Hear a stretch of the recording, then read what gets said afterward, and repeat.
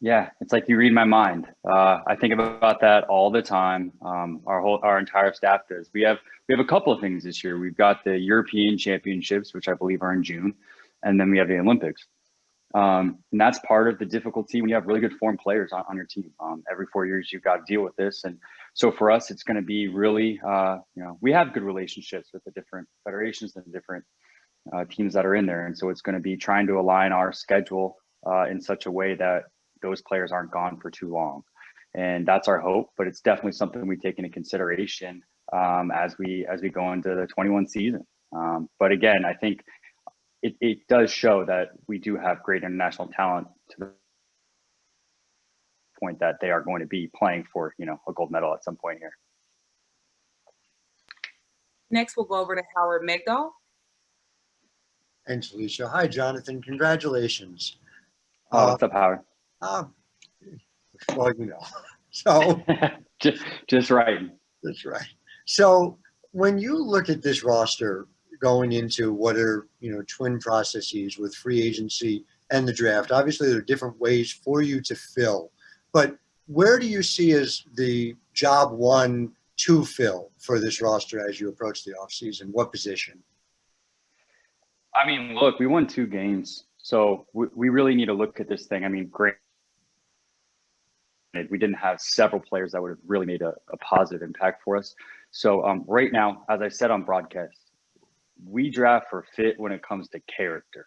That's what we're looking for. We're looking for like-minded individuals that are going to come in, have an insatiable taste for winning, and they have a certain level of competitiveness that matches their teammates, and they push each other every day. And that's what we're looking for. And then when you bring the basketball talent into it, when you're talking about a position, I think probably geared more towards the post. But as you know, we play a 5-out system. And so last year we had shooters, we need shot makers, and that's what we're going to be looking for. And whether that's a 5, 4, 3, or otherwise, those are the characteristics that we're going to be looking for with this pick. And just a quick follow-up, you don't have to say who it was, but did a player flash in your mind when you found out you got the number 1 pick? Player that flashed in my mind was picturing Sabrina jumping up on her healed ankle in excitement. How about that? Thanks, Todd. We're going to go a little bit out of order as Doug Feinberg is covering the game tonight. So we'll go over to Doug really quickly. Man, good to see you. Just hey, Doug.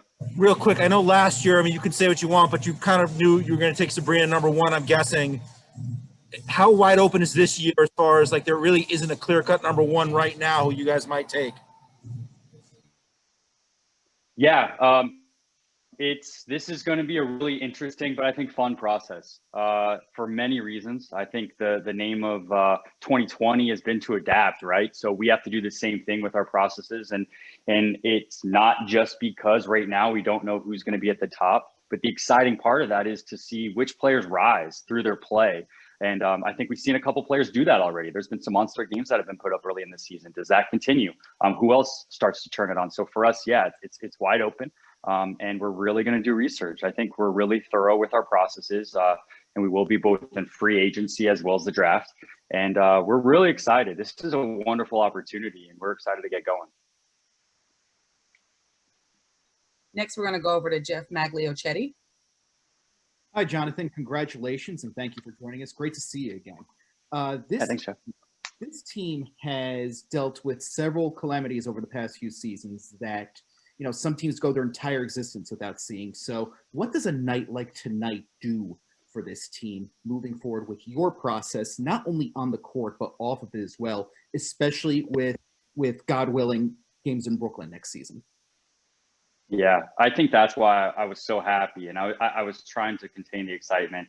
It's always awkward to be alone in the room and you find out you've won something that you really had no part in winning. But I was mostly happy for the fans. I mean, the fans that have been ride or die with this team since '97 deserve this. They deserved it last year. And I think if you really look at the trajectory of this franchise, where it's going from an ownership standpoint, front office standpoint, coaching standpoint, now player acquisition standpoint. This is exciting. It is an exciting time to be a fan. So I'm mostly excited for them.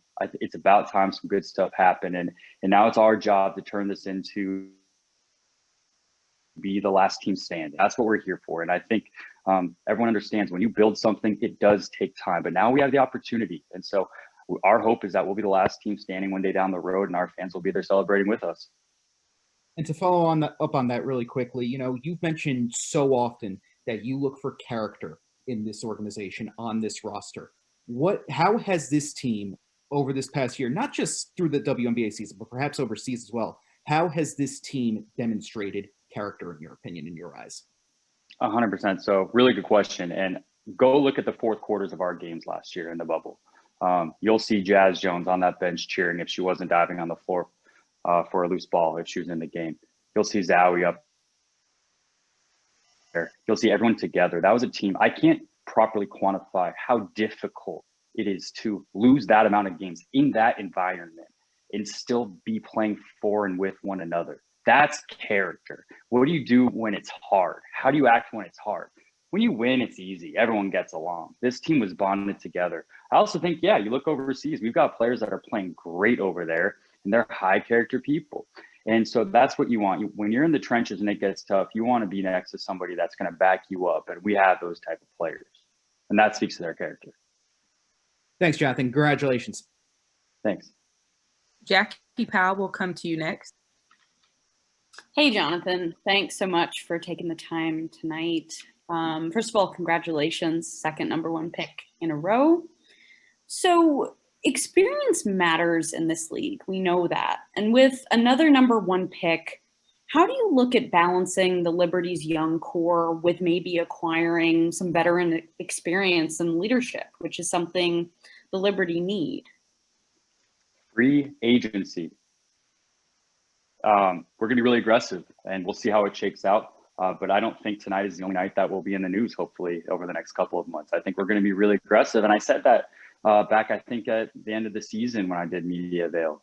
That's something we've been planning for. We've been scenario planning every which way. And we're really excited. It's kind of like the countdown. I think we're 40 days out or so from the negotiation period there. And I think I've got it on a clock, right? That's counting down. So that's how we're going to look to bring in some veteran leadership to kind of anchor this team. And I think we have a really exciting opportunity to kind of have a hybrid rebuild, if you will, where we can be super competitive right now while bringing along the future of the Liberty down the road. So that's what we're going to try to do. We have a plan, and we'll see how it goes. Time will tell. And to follow up, you were sort of mentioning the EuroLeague competitions, and Nikki Collin mentioned it as well. Based on what you've seen in these past few days, how are you assessing the future of the roster based on how some of these players have been performing overseas? Yeah. First of all, it's good to see basketball on TV again. I mean, like, watching these players do what they do has been amazing, and it's been really highly competitive. So for me, I wish they would spread the games out a little bit more. I'm bouncing back and forth between them. But yeah, we're definitely looking at it. I mean, let's talk about Maureen Johannes right now. I mean, she's playing the best basketball of her career. She looks the most confident I've seen her play. And so that's somebody you look at. And of course, just like everyone else, you imagine that player with Sabrina and how that's going to play out. You watch her play and you picture her and Braden last year, and I think you see a little bit of a difference. And that's special. So yeah, as we look overseas, I mean, it's tough to not even have a chance to go over and kind of visit with these players. But I'm watching just with the rest of you on YouTube and, analyzing from there. Thanks so much, Jonathan. I appreciate it. Thank you. Next, we'll go to Pepper Pursley. Hi, Jonathan. Nice to talk with you today. I'm so excited to talk to you. Well, thank you for that. And I was just wondering, what are some of the challenges that come with not being able to be in person to watch some of these players? It's a really good question. Seeing players play in person is just different than film. Film can tell you a lot of things. It can almost get you, in my opinion, to the finish line in evaluation.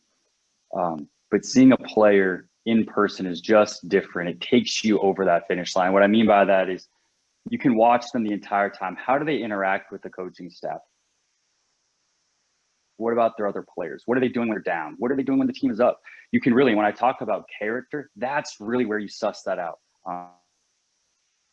It's through one-to-one conversations and then how they play when you see them in person. And so, I mean, I remember last year, I think it was the Pac-12 tournament with Sabrina, and we were watching her, and just to see the way she puts certain spins on passes, you can't pick that up over film. So it's definitely going to be different this year. We're hopeful to get out to some games as we progress through the new year.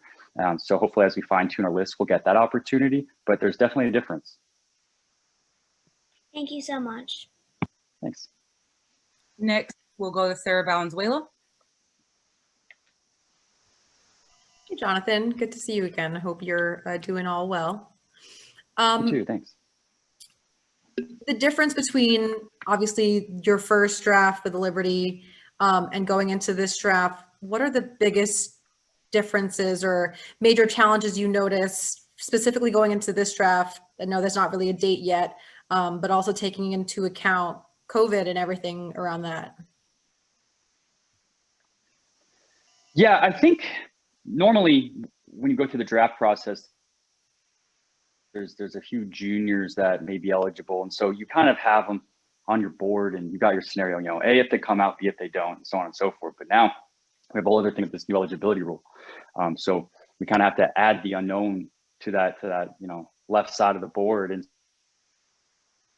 so that's going to be the biggest challenge, is just not really knowing who's going to be there. And it's such a unique feeling when you pick number one, right? Because usually when you pick number one, you know, by a certain date, like who's going to be available.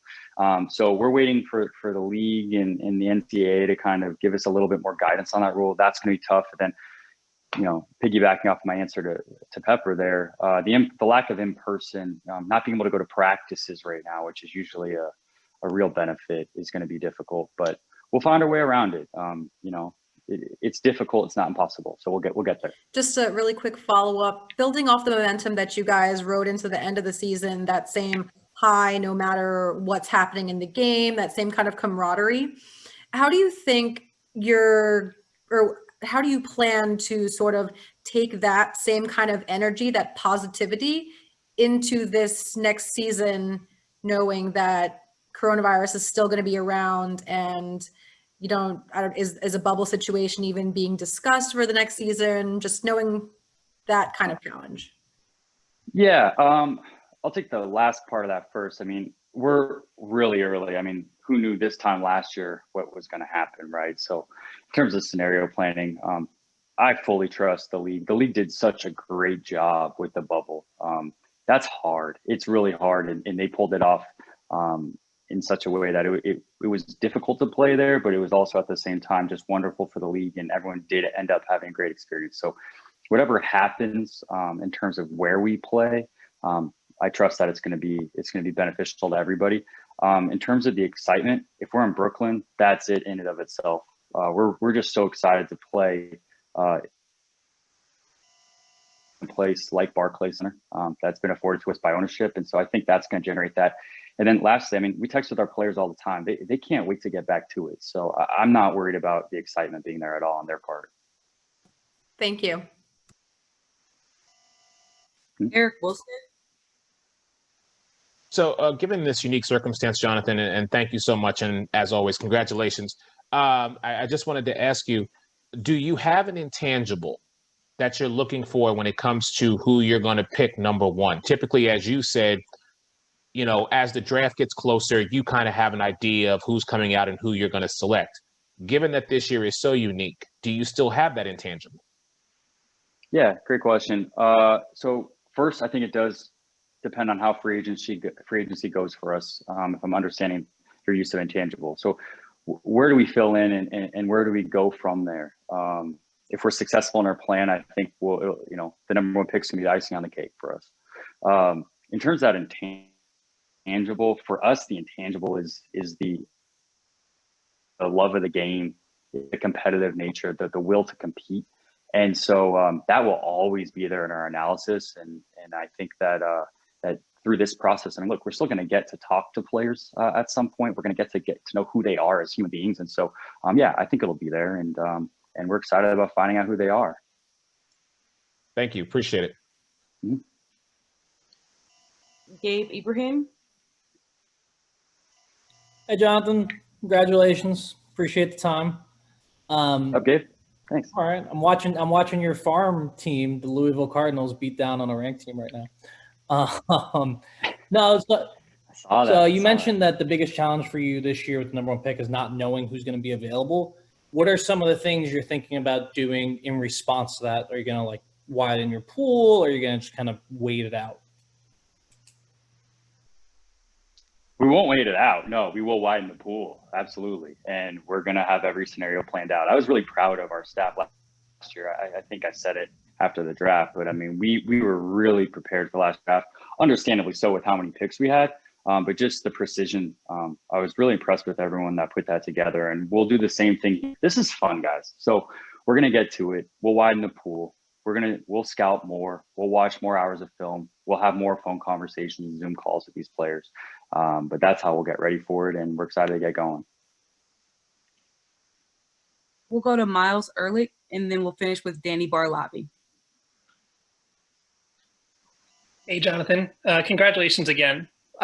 Like you said, seeing players like Marine Johannes, Beck Allen, and Han Shu putting up big numbers is a great reminder of the depth of this roster. With Coach Hopkins and a majority of the team overseas, how frequently are you in touch with the players, both here and abroad? All the time. It's a really good question. All the time. We're building really special here, and so we just want to keep that connection. It's all about connectivity with us. And so whether it's Walt, myself, both, we're always with our players and watching them every single game they play, going over how they played, what they could do better, things like that. So, I think it helps make the transition back to Brooklyn a lot seamless because that relationship's already intact. Great, thanks. And if I could do one quick follow-up. When we last heard from Sabrina Ionescu, she was saying that there was a possibility she might head over to Europe for the second half of their season. Is there any update on that front? I don't have an update, unfortunately. Thank you. Danny Barlabi. Hi, Jonathan. Good to talk to you. Congratulations on the first pick. This is also a question about Sabrina, and kind of you mentioned connections as well before. One of the things that has kept Sabrina kind of bubbling in the headlines is, her connections to players such as Chris Paul, who she was recorded working out with a couple of weeks ago. I was kind of wondering how that kind of experience can be infectious. Like, how can it, spread to other teammates? How can it, how does that help the team grow as a whole?